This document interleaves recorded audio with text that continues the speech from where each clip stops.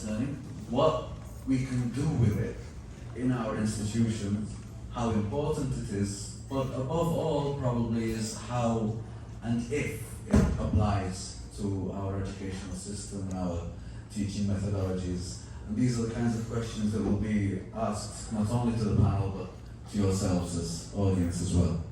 So I'd like to start with my fellow panel members and just ask the question of what is personalized learning, if one of you experts could share with our audience. Can we start with Dr. Kinan? Thank you very much for the question. But before I start, let me take this opportunity to thank actually the two presenters who present the subjects before us. So we have learned a lot about the topics they presented. So today we are talking about personalized learning. As the name suggests, it is personal.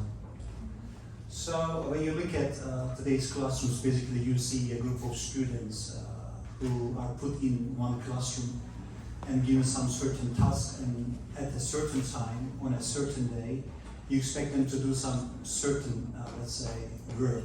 As a result, you expect them to, let's say, get some attainments. So personal learning is kind of opposite of this one. So everything is designed according to the needs and skills and expectations and goals of the students. So maybe it looks very fancy, because we are talking about designing everything according to your an individual's, let's say, situation here. Because we have all differences, we are not the same at all. They say not two people are the same in the universe.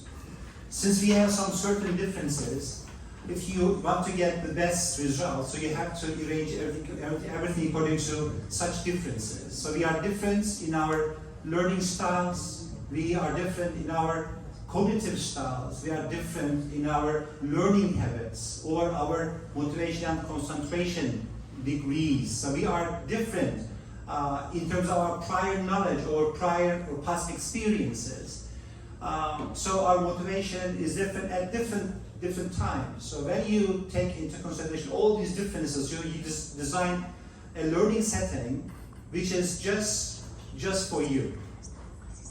I think it's pretty fancy, but it may create the best outcome if you are able to create such learning environments. Of course, this cannot be done without the help of technology, because when I was a teenager, we were not talking about personalized learning, because the technical level at that time wasn't that developed. So we were just put in one classroom, and then we had to do everything all together.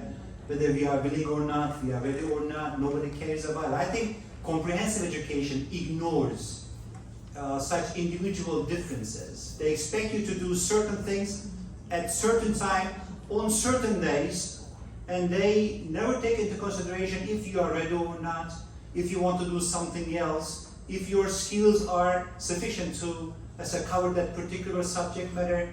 But personalized one actually takes into consideration all these differences. Maybe this is the beginning of the definition of personalized learning. But you know what, Dr. Kinan? We turned out fine. Didn't we? We're okay, aren't we?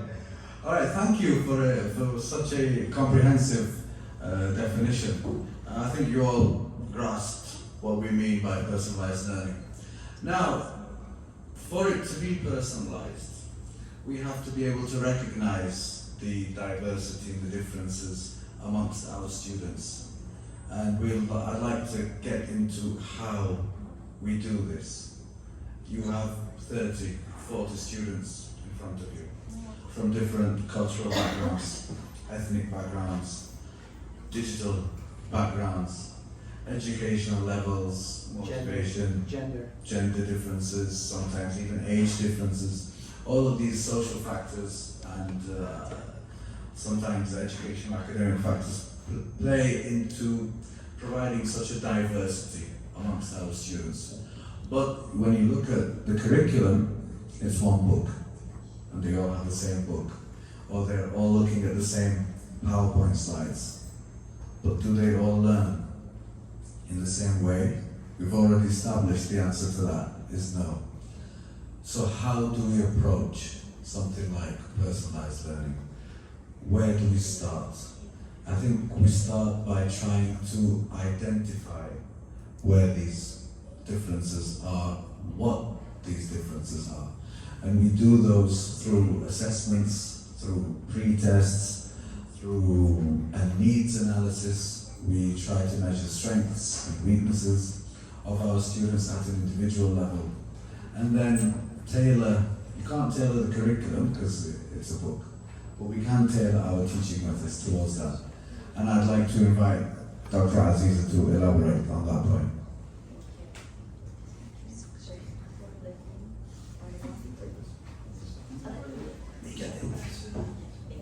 Can you hear me?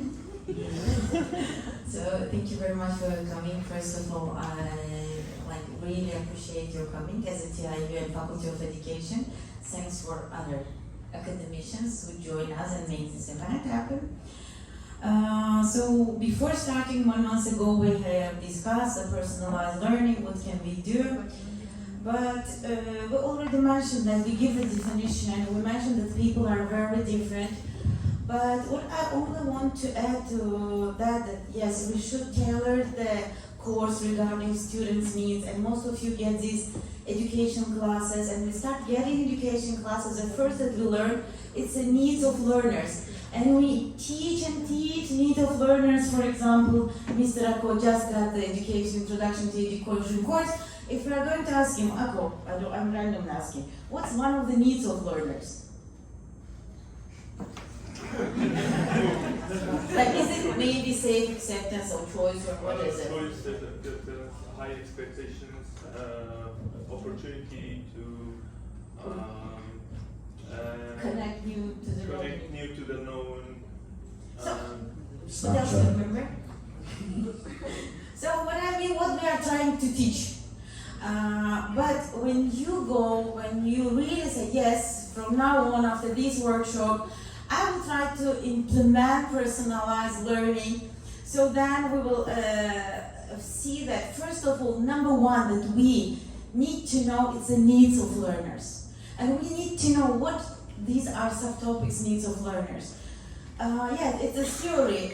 Sometimes we need to know the theory, but without theory, we already know. So the most important issue what the students need, there are three types. We know that the students get connected to our class, or cognitively, or emotionally and behaviorally. So these 3 points, when students have positive attitude, behavior, that we mentioned about emotional, intelligence, social, what does it mean? It means something emotion and behavior based. So first of all, we need to know, if we don't know our student, can I personalize my topic? No. So what we have, me personally, I also have the same problem. We have one field size for all. Yes, I give for all low ability, high ability, average, maybe disabled students, one topic, one printout, right?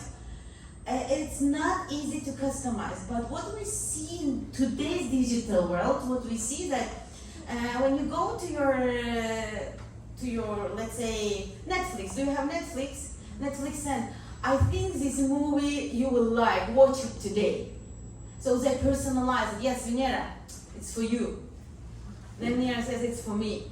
So that is what we mean by personalized learning. But is it easy to do for us as a teacher? Let me ask you. We have low achievers, we have high achievers. Generally, what we try to teach is for which type of students? Average level students. So that's why what we need to do, we need to get at least, because what we have in personalized learning, we should have data-driven information. So before, as Mr. Kenan and doctors they mentioned, but can we get this information before enter to our class? No, we can have maybe diagnostic center, diagnostic tests we do. We can if it's not grammar, maybe for grammar or other English language level you can test. But general language, general knowledge, it's not easy to test, is it? No. And according to personalized learning, you should leave the students who are not good, you will leave them for another, because they need to have another personalized learning style, and the who are really good, you should give them another, and who is average, you should give them another. So what we need to do, at least it's not be possible cognitively to do, but we can do it emotionally. That's why emotional and social intelligence is very important. We can speak, we can ask, we can have this relationship. So that I can tailor. Maybe I can give something easier, a little bit. That is a very important, that you should have a frequent feedback. You should have communication with students. That's the personalized learning. Less communication, less you can personalize learning for your students. So it is how, like nowadays when I go through like we all analyze the personalized learning, what is nowadays applicable, what we can do. Because it is number one data-driven information and artificial intelligence, but it's not really still applicable for our situation. So what we need to do, that is at least to have communication emotionally and behaviors. When students have positive behavior and emotion towards your course, so cognitively they can catch it, at least. So, just, Yes, please. so what you mean is that you mean by all these your words that connecting the syllabus with our daily lives, connecting our reality. So in order to catch the information, Number one, this one. You should create safe and accepted environment for your students. Students should feel comfortable in your class. It's number one. Then you can create. Students should feel comfortable to come to you to say what they feel, because they should be able to give you feedback. Yes, sometimes it's because students don't know how to give corrective feedback. We didn't teach them. But when they are able to give feedback on your course, to you, after the class, so then you can personalize learning regarding their needs. How do we personalize learning regarding their needs, and how do we fit it into the current methods of teaching, or our current methods of teaching? Is a question that I'd like to ask Mr. Hannah Mohammed, who has joined us all the way from Koya University. Thank you, Dr. Ashraf, and the panelists, and everyone for staying with us, even though it's past 12. Thank you. So I think that's the point. So I think I see personalized learning being as an idol that we are looking at, and it's not easily achievable. For example, countries create their constitutions, right, to achieve highest levels of prosperity, citizenship for their individuals, but they don't usually meet that goal. So it's a process. And however, how can we do it? And then we also have to be realistic. I think they mentioned very well and explained clearly what personalized learning is. But how can we as teachers and even students try to benefit from that method? And is it possible to teach or use it in every environment? As Dr. Aziza mentioned, the first thing is that when we go to a class as teachers, educators, you have to know that not everyone is the same. People come with different expectations, they have different skill sets, and they have different ways of performing or demonstrating that knowledge. Okay, some people might be okay coming here talking for 30 minutes, but I'm sure there are people here who writing an essay or write instead of coming here and saying one single sentence. Okay, so we don't expect everybody, all our students, to be public speakers. That's not the mission. The mission is to teach them or create that environment that they will be able to learn the material or the skill sets that are specialized for that course. So one way to do it is actually, I don't know if you have heard, there's something called flipped classroom. And with the flipped classroom is that we normally, for example, in a traditional setting, I think all of you had it, is that the teacher comes, is the first day, and the expectation kind of set for that week or even for the whole course. And The teacher comes here, stands in front of you, delivers a lot of information, and then the students are expected to consume information and somehow demonstrate that they have learned. And the traditional way to do it is through testing, usually it's traditional testing.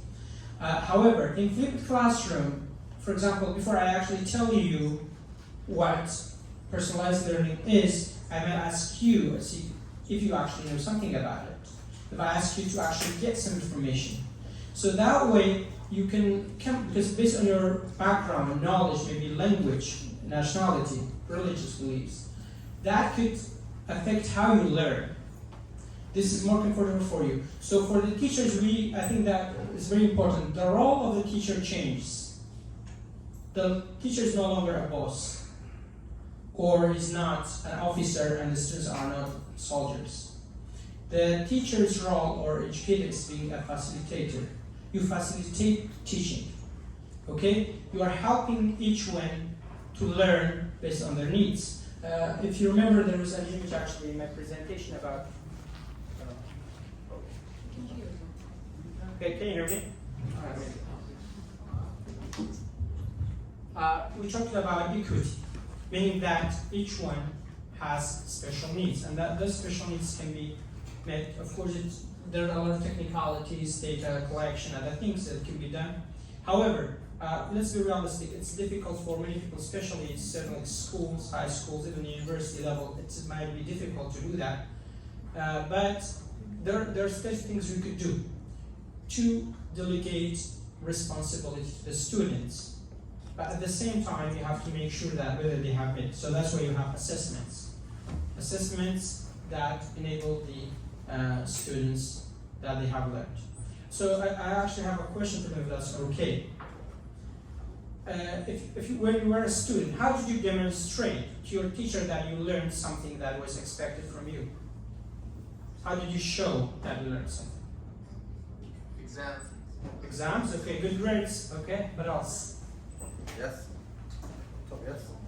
Participation or discussion. Participations and discussions, right, great. Writing something. Writing. Applicable to what the subject was taught. So you showed demonstrating writing, yes. Doing special posters. Posters, yeah, this is very common in engineering and science, others as well. Okay. Is Doing research about the topic. doing research, yeah, we sometimes want to show that usually in the last year of a class academies. Daily reports and presentations. Daily reports and presentations, okay. So, have you ever tried to demonstrate, to show your teacher that you actually learn without being asked? For example, usually teachers give assignments, right, for teaching. Have you ever had an idea, like going to a teacher, telling them, I have done this? Come on, have a look at it. First of all, face expressions. When you see the student, you can know what if he learned or not. Okay, no, yeah, you are right. But I mean, like, have you ever went to your teacher, one of your teachers, say if you are, I don't know, from university, you went to one of your teachers and told them, okay, I did this project. Can you help me with that skill set I want to learn? I want to learn how to write CVs. I want to be able to learn Arabic. I want to learn to church. Have you ever tried that with your teacher without being asked?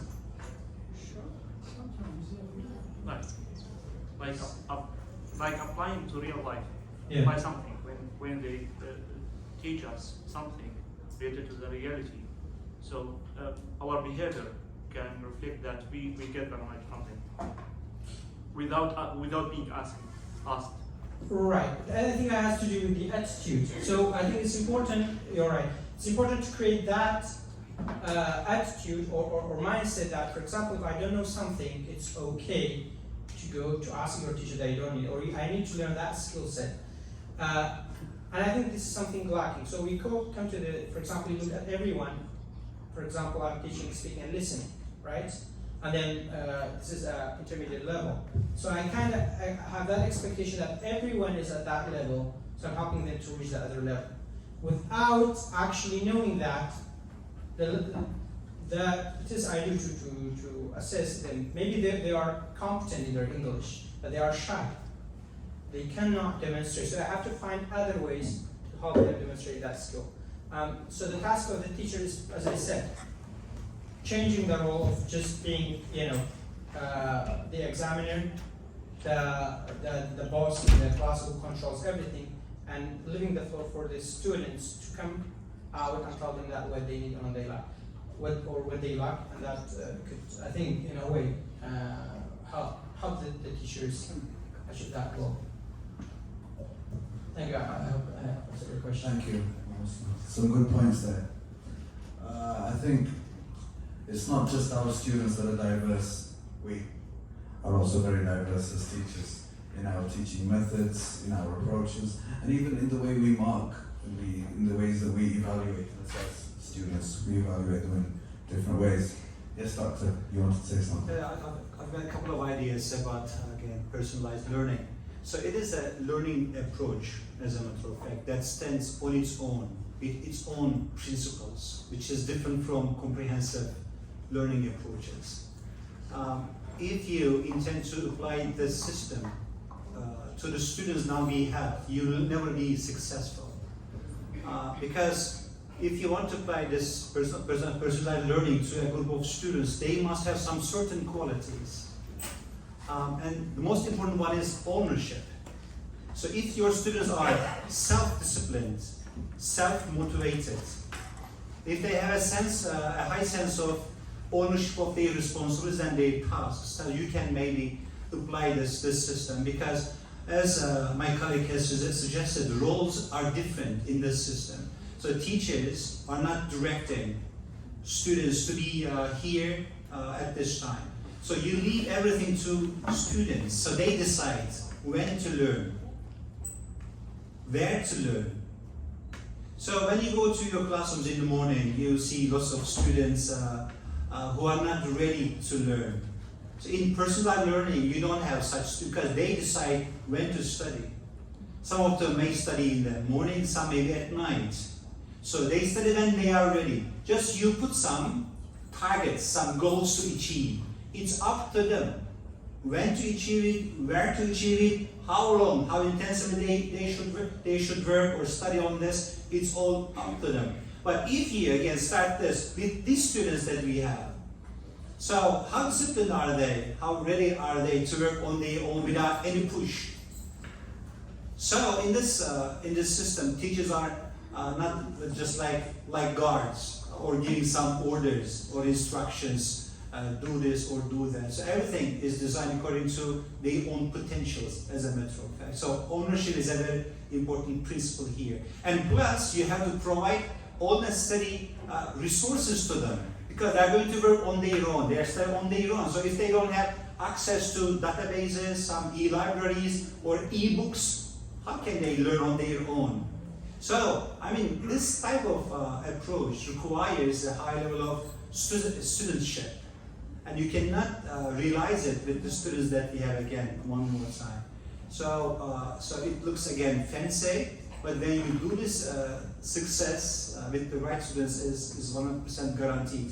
I met a professor from Harvard University some years ago. He was saying that he had only 5 students, just 5. And he was talking about designing one particular curriculum for 4 years for one student, and the other different from the others. So he's creating one curriculum for 4 years only for one student, according to the strengths and weaknesses and the goals and the anticipations of that particular student. So it's kind of creating a school for only one student, creating a whole educational program for only one student, which is pretty, I think, challenging. Because I wanted to add this just to define what is personalized learning. Another comment. Maybe instead of talking about how we can integrate personalized learning as it is, as an approach, we probably should think how to make it more personalized in what we already have. It's a And good in this point. Thank you. perspective, Bonsta Aziza, so how many students do you have per term? I only want to say something. I want to link these 2 points. Mr. Kenan, yeah. So Mr. Kenan actually he mentioned in that way, but last year Mr. Kenan gave a seminar. Actually, he's implementing personalized learning. The first one in personalized learning, knowing your student's name. Do you remember? He said, enter to the class and say, hi, Miss Wasima. Where's Miss Wasima? Mrs. Look, once I saw her, when I called her, we have already what? Emotionally engaged. That is the step number 1. Yes, we saw from Harvard, from California State University, also from Faculty of Education, and the man mentioned that, Dean, he said, do you know the size of shoes of your students? Interesting. But he said, if you are teaching, you should know. He said, what I'm teaching to my students in Faculty of Education, you should know the size of shirts, the size of shoes of your students. So yeah, we cannot implement that one, that we mentioned self-directed or facilitator. Now we are switching from even facilitator to purpose motivator. Yes, what's your purpose? And I'm going to motivate you. Now even they don't expect us to be facilitator. So the issue, what I got from personalized learning, so what it can be in Kurdistan, let's say in our university or in schools. Number 1, we already mentioned, we do all maybe, especially the lecturers like Mr. Kenan, he has a secondary school, high school background. I also have this background. It's easier to personalize learning in school, but in our university, in our faculty, we have personalized learning. How? Miss Vinero, I cannot do it. Can you do something for me? Can you give me another topic? Don't we give it? Don't we change? So this is what I was trying to Yes, that is I got it, yes. The point, yeah. We, Miss Fatma, she knows, when we give the task, do we give alone for you task? No, you have a page, another student has another page, another student has another page. And we try to make it according to their needs. Yes, it's very, very time consuming. And of course we cannot say that, yes, today we are going best. We try to get a costume, we try to discuss. We are not also expert. We got it, we decided. We try to, what? To get familiar all together. And after that we are going, we will search and what we can do. But for everything, you need to have skill sets. Huge of skill sets to be able to, in a professional way, to personalize, have users implementation, personalized learning. But all of us, at least you can implement multiple intelligence. We already do, right? We implement. Sometimes we walk inside of the class, sometimes we jump, sometimes we sleep, sometimes, like you said, and sit and only listen to the student. Really, I sometimes sit and one of the students. So what? You give them time. What is it we already do? But what I mean for the future, at least we need to know that our students have multiple intelligences. They can have practical intelligence, they can have emotional intelligence, social intelligence, analytical intelligence. These, at least as a lecturer, if you don't know this one, we can at least learn this one and have different components in our courses. Like not only lecturing, sometimes discussing, sometimes group work. So that is, what is the issue? The flexibility, to create flexibility, but according to what was the problem, because when you go through personalized learning, that is what concern I think that Dr. Kenan had, you need to have voice of students in curriculum. In curriculum design, you need to have voice of students. But the problem is, which type of students can give a voice when they have some knowledge about it? So, if I'm going to ask, yes guys, what do you want to have an introduction to education course? They will tell you, so let's go outside, field trip. So it means they need it. I need to take, they don't want to, less theory, kainaka, let's do some discussions. So that is what my students want. Yes, I can tell it, but the curriculum I cannot. I think that was right, Dr. Kiran. I think that's... Maybe one more thing here. So personalized learning is not about group work. It is more individual work. So when you ask students to do things together, So it's something they like of, but it's not in personalized learning. So you leave everything to students. So they decide when to study, how to study, how long to study.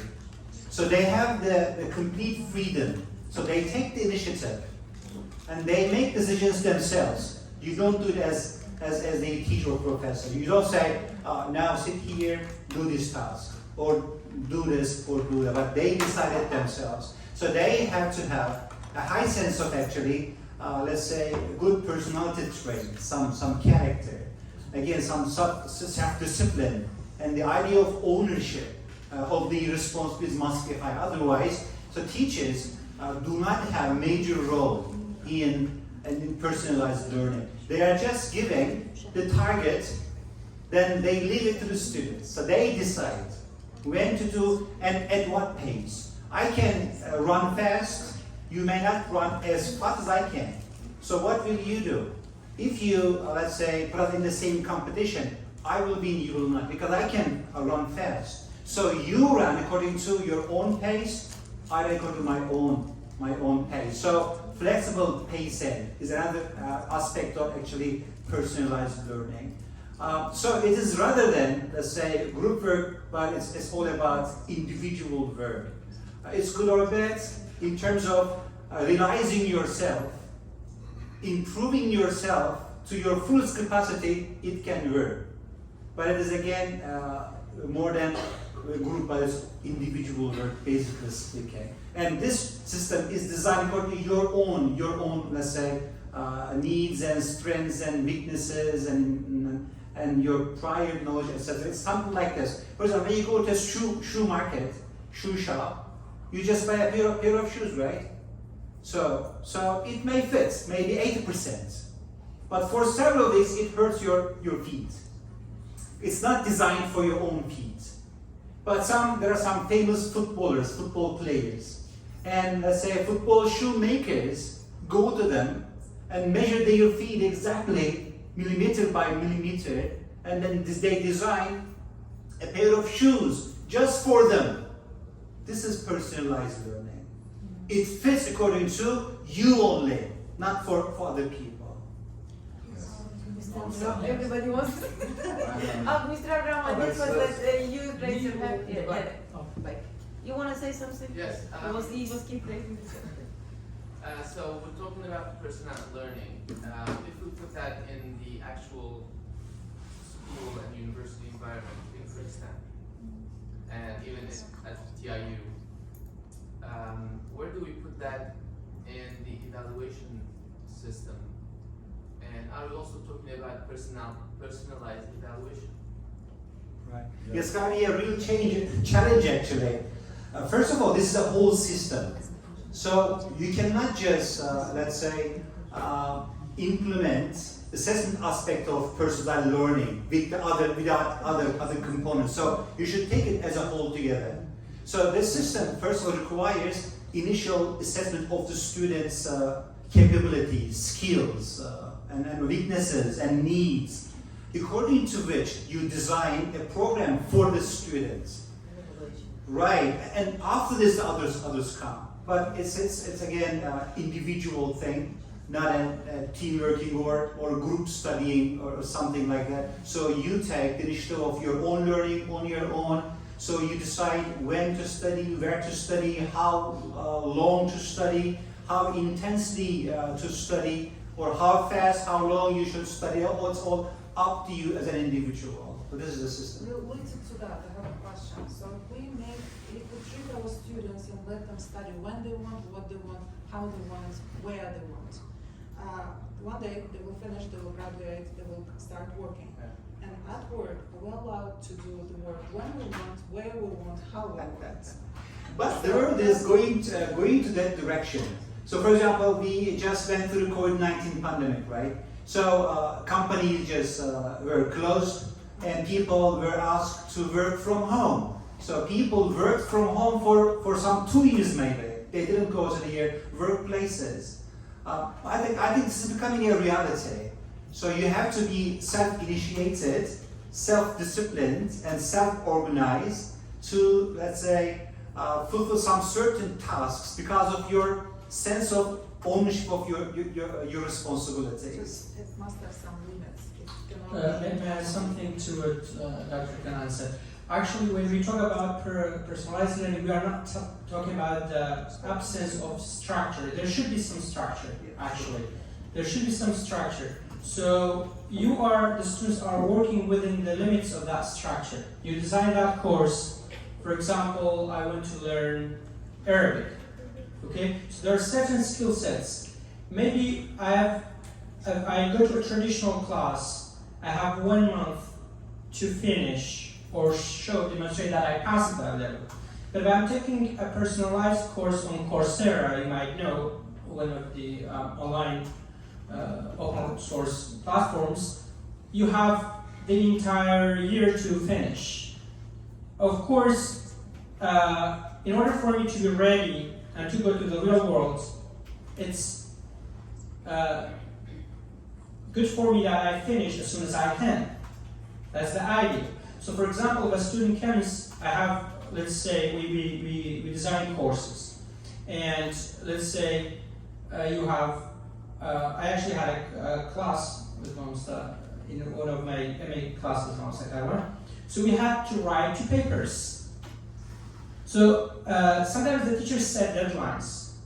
Like the first one should be submitted by that time, the other one should be submitted by that time. But there are also courses that you had to write 2 essays or 2 papers. You could submit it on the first week of the class, or you could submit in the last week. But there's also a time limit. So here we are not talking about we create sort of chaos where there's no guidance. Actually, there's some guidance, there's some structure. It's more flexible. Right.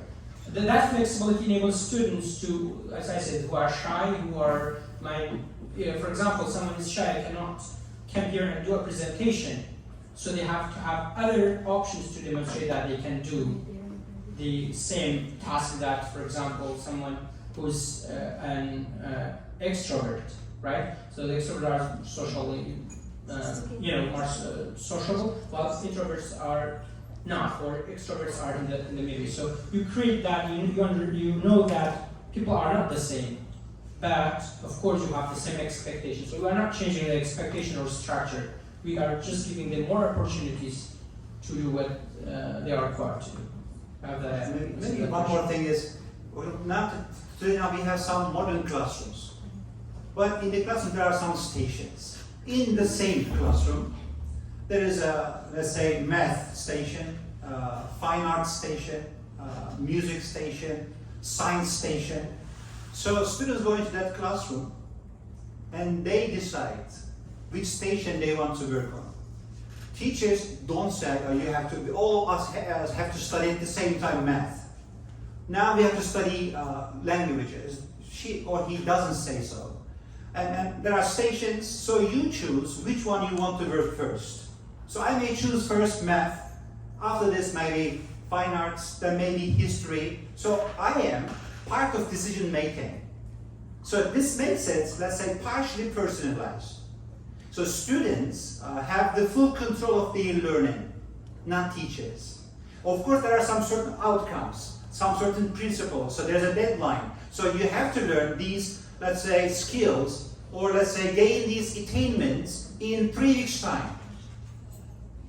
And after this, it's all up to you to make it in one week's time, or 2 weeks' time, or 5 weeks, it's all up to you. Of course, you are given all necessary, let's say, sources. It's computer, database, okay, e-library. So you are provided all necessary tools and, let's say, equipments to achieve that, let's say, objective, but you are in full control of your education. That's the idea of personalized learning. Thank you, Dr. Kiran. Thank you. Something, Dr. Ashraf? Can I- Yes, 1 second. Sorry, actually, you asked a question, but I think it's not answered. Same thing, that personalized learning, how can we apply? I think it's difficult, especially I come from a public university, it's different from private universities, the infrastructure is better, teachers are trained For example, I want to apply these things, what I know and what I learned from you, but I face difficulties. With Mount Sarawak, we did a research on the 12th grade ministerial examination of English. The student studies the subject to get marks.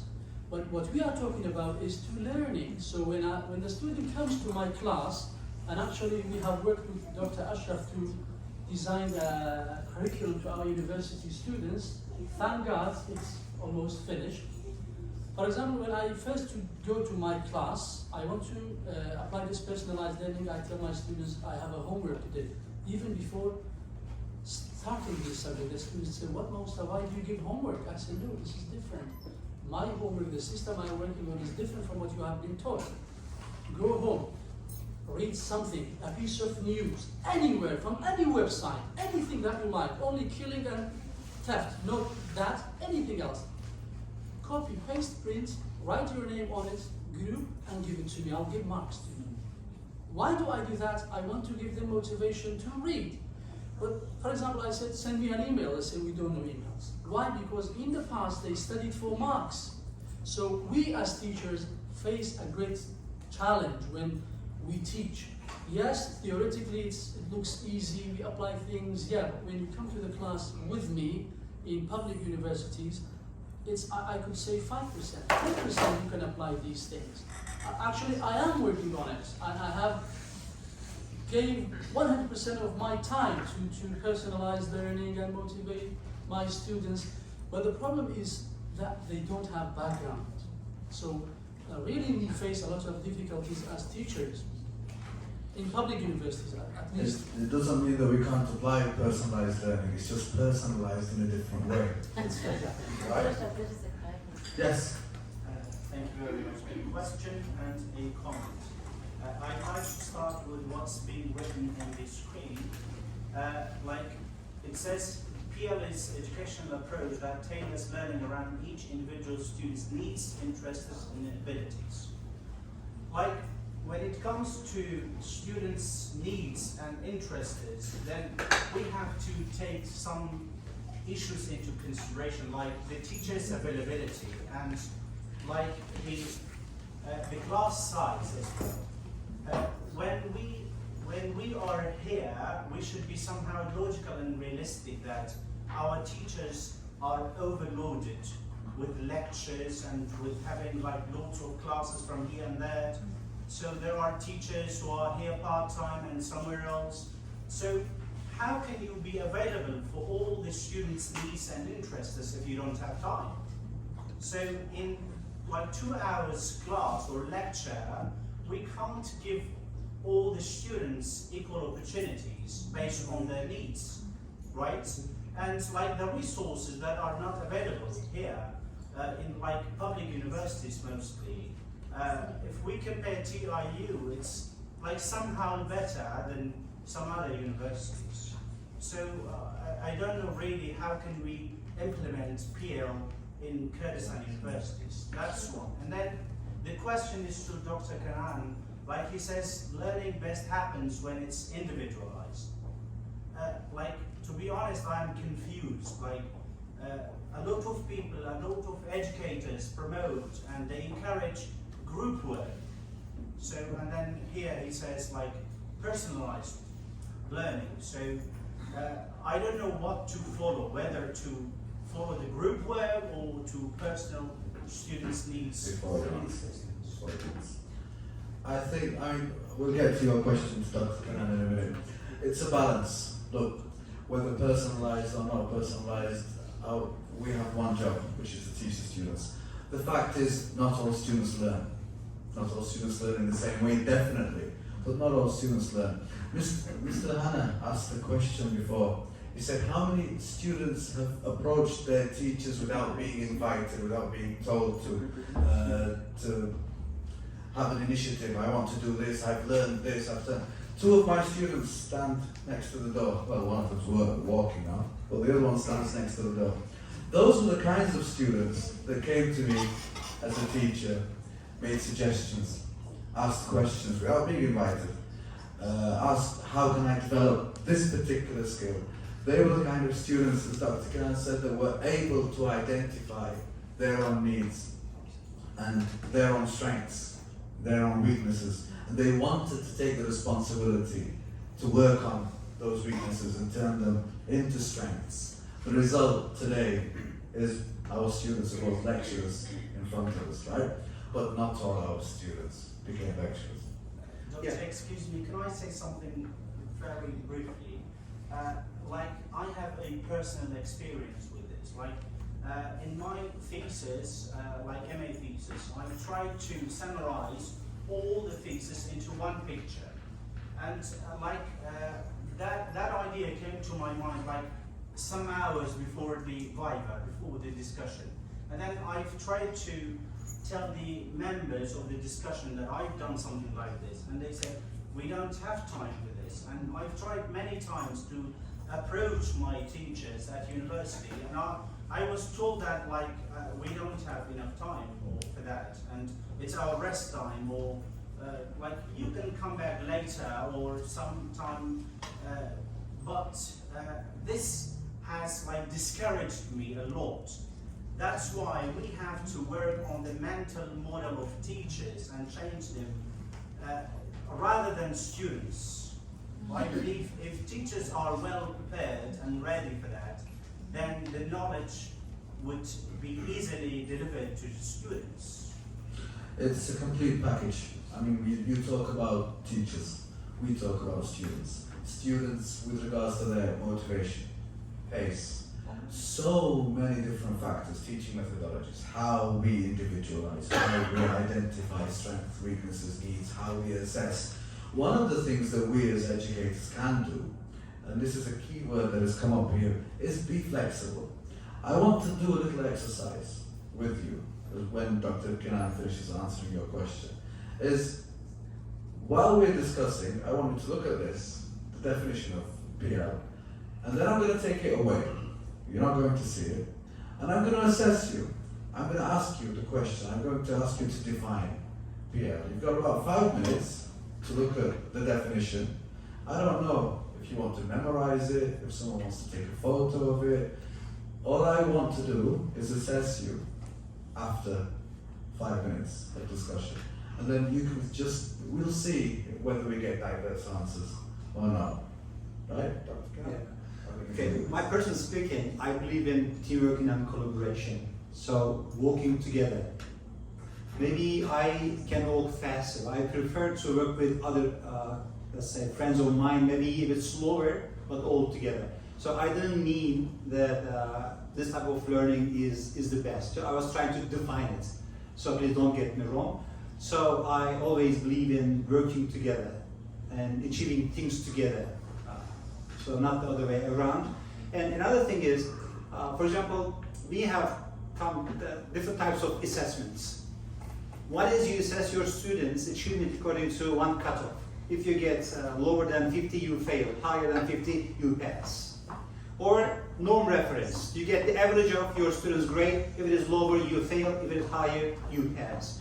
The third one is, I think, pretty compatible with this personalized learning, ipsative assessment. So I assess my students' attainment according to their own achievement. I don't assess them according to other students in the classroom who have lots of differences from this particular, let's say, learner. So I think this is the best. So you ask, first of all, you discovered these students, again, strengths, weaknesses, needs, let's say, learning habits, or let's say cognitive skills. Then accordingly you decide some goals for this student particularly. So you observe him or her if he or she achieves it. Then next step, So students trying to compete against himself or herself to make some progress. So I'm not competing with the others who have different abilities, different priorities, different learning habits, but I myself am the person I am competing against. So I'm trying to each time become a better person in my skills. I think this is the best kind of education, if it is, of course, provided, but which is, I think, pretty difficult to achieve. Thank you, Dr. Khan. Dr. Aziz. I only want to answer the role. What we have mentioned, it was a part. It's not whole picture. to be able to implement personalized learning. It should be decision of district or university. It's not something, yes, done, let's go. Number one. And number two, number one for personalized learning before students, yes, we should have a bare loan, the minimum according to the research, 1 year teacher's training. It's not something that today I heard, tomorrow I can do it. It's not this issue also. And why it's very important, this 1 year, a year of, like, you know, we don't, and I don't know which university graduated, where did you do your MA? I really want to know it. You were not able to approach, like, you should ask this question to MA who graduated from TIU. They can call at night, morning, midnight, approach, sit, have coffee, tea. So that is another approach that we have at our university. About personalized learning, what I want to mention, what does it mean this 1 year training? That the teacher should know at least 8-9 models of her teaching. That is like Sundman model, Socratic model, indirect teaching model, direct, because you should be able to blend them. They flipped. If you don't know, you cannot create a personalized learning. You should know the type of intelligences. All of us get it, but you should know like in details. And the most important, what I have seen since, like, I have been teaching 21 years, what I can give only as a suggestion, what I have learned and what I can see what you can do. Number one, each part for personalized learning could be integrated to your class. Like when it's your mind, you enter to very oversized class, you can go and do that. And number two, you should create in students self-awareness, like from self-directed to student-directed part. Like Ms. Vinera, the issue, Dr. Vinera, the issue. By this personalized learning, you will try to create like students' autonomy, like self-direction. Like we will try to like put this one in work. It's number one, and give your students to be emotional, stable, and empathy. It's what can we teach. In any course we can teach this one. Then they will be able to understand themselves and they can personalize and do something. That is what can at least we integrate it to our, like what I mean, to know their needs, to be able to know their, like, especially in faculty of education, it's easier to do. But at least you can teach them what are your needs, ask yourself, self-reflection at least. Thank you, Dr. Aziza. All right, so let's do this little exercise, shall we? While you're doing your, I don't know if they're feedback forms or whatever they are, you've seen this, you've had enough of this now. I'm going to assess you on it, and I'd like you to answer my question in any way you like, whether you write on a piece of paper, or you give it to me verbally, or you show me a phone, or I don't know how you want to answer the question. But the question is, can you, and this is an assessment now for everybody, the question is, can you please define personalized learning? I'm not saying. Yes, I'll start off. Yeah, pushing students to self-independent learning. Pushing students to self-independent learning. Evaluators, out of 5, how much do you give that definition? Oh, I don't let them. We never push. We never push. So you fail. More independent. Yes, lady in the back. It is an approach that the teacher designs a syllabus according to students' needs and interests, and then they evaluate and like put the syllabus and everything that the student needs according to learn a specific purpose or a specific point in the educational system. Did you get that? Mr. Hanna, out of 5, how much do you give him? Actually, it was pretty good. Yes. 4 or 5. 4 or 5, well done, well done. Wait, no start. So I would say it's an approach that enables students to learn best according to their interests. An approach that enables students to learn best according to their interests. Mr. Aziza, how much? Great, well done. Yes, sir. It's an educational approach to teach the students based on their interests, needs, and abilities, and also has to be taken the students taking notes what are the needs. I give you a 5 out of 5. Yes, miss. I think it's customizing educational systems to the students to fit their abilities and understanding, and also push them to provide or to offer the best that they can be able to do. Dr. Kinan. I think it's a very good definition, but I'd like to say something before that definition. So it was saying a system to teach students. You don't teach students. Students learn themselves. Right.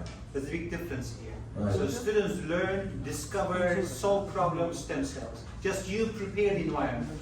Dr. Dinira, do you think our little monsters, our little dinosaurs, have the capability of taking the responsibility of their own learning and learning themselves? We first have to teach them.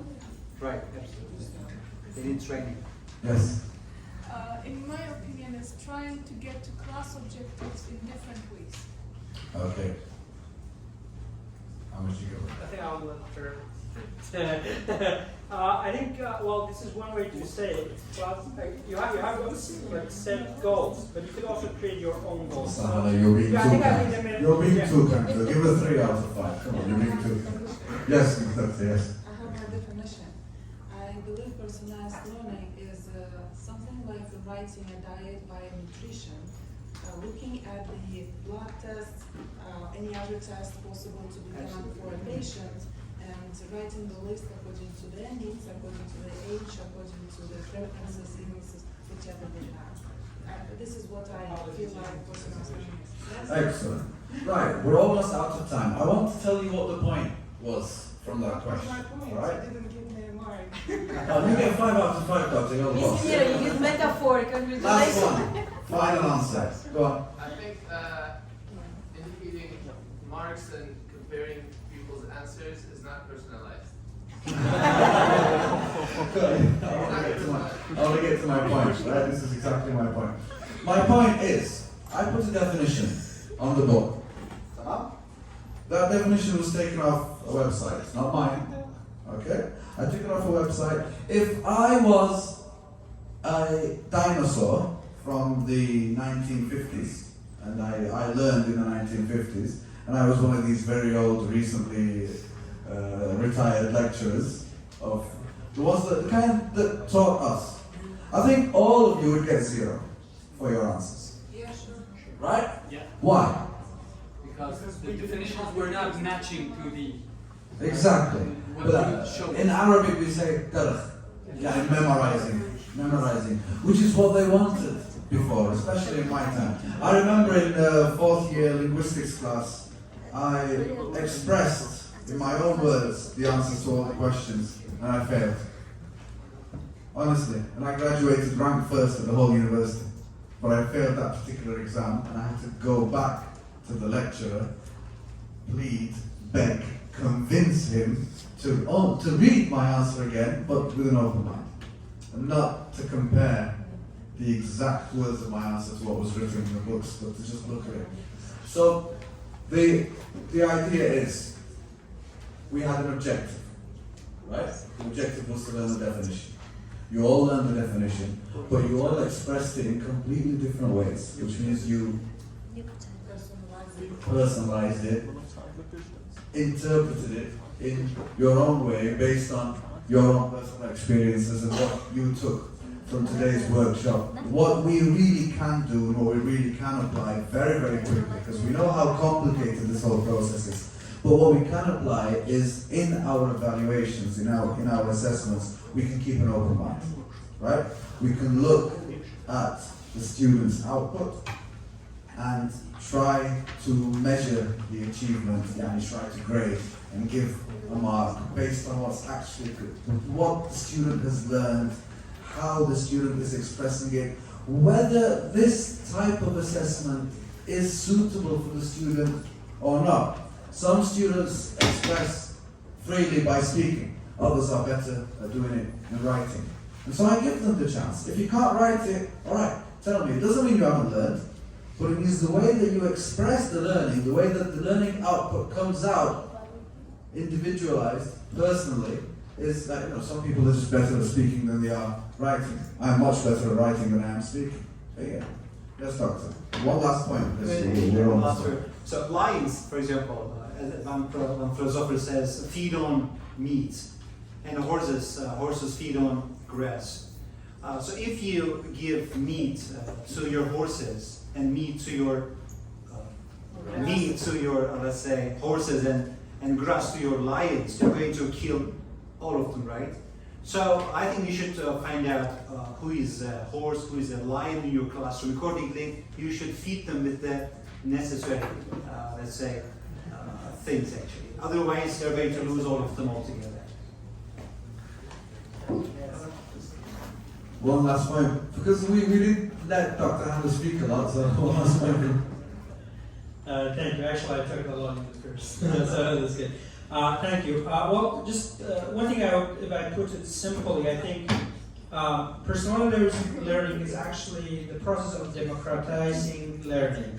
Okay, so it's no longer like I don't care what you think on what you like, because I mean we have teachers, as you said, like memorization. This is I think the biggest enemy of all of us, especially in English departments. So you democratize, you let people to have their voice, and that way you will be able to deliver what they need. So it's not like lowering the expectations, it's just actually helping people, giving them more options, more chances to meet that expectation. Thank you. Thank you. Thank you very much. One last word is I would personally like to thank Ishik University for inviting me here from the University of Mosul. This was a brilliant opportunity. I think we all learned so much from today's seminar series, and I'd like to give a round of applause to my fellow panelists.